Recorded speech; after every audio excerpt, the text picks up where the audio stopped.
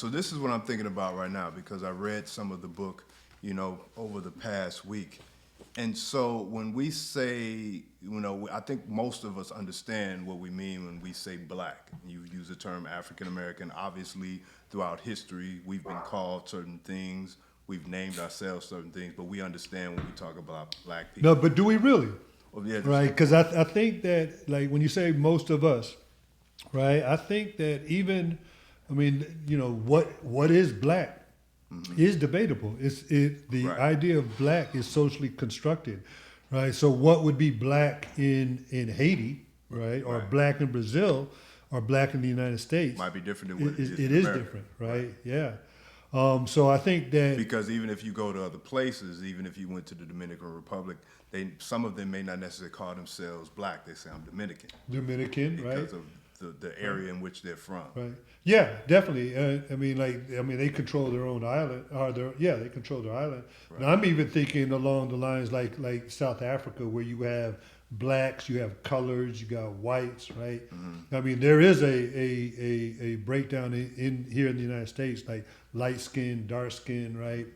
So what we call black, right? Again, our approach. Right. We're going to try to be real scientific, right? We're not going to assume that there is a general understanding, right? Right. So I would kind of say that black, right? Like there's the people who are on YouTube, what have you. I mean, they may have a particular perception of black, but we're taking this perspective as a social science, and we're going to talk about this population of people that either consider themselves as black, Okay. right? Using all the different languages, like the young boys, they don't use black, they use the N word, right, with an A, not, the racists would use the N word with the R in the end, right? Right. To describe a particular Right, people. to describe a particular people, Right.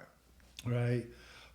And so there is a group of people who see themselves or are seen, right? But then again, there are black Americans who would say, hey, I'm an American first, right? Right. And so we got this whole, again, that's the idea of the subaltern population, right? The subaltern population recognizes that part of this population of, I don't know how many, 30 million people, 35, maybe close to 40 million by close to now, 40 million, somewhere right? in Probably that 40 range. million, right? That some of that population are very adamant about being black.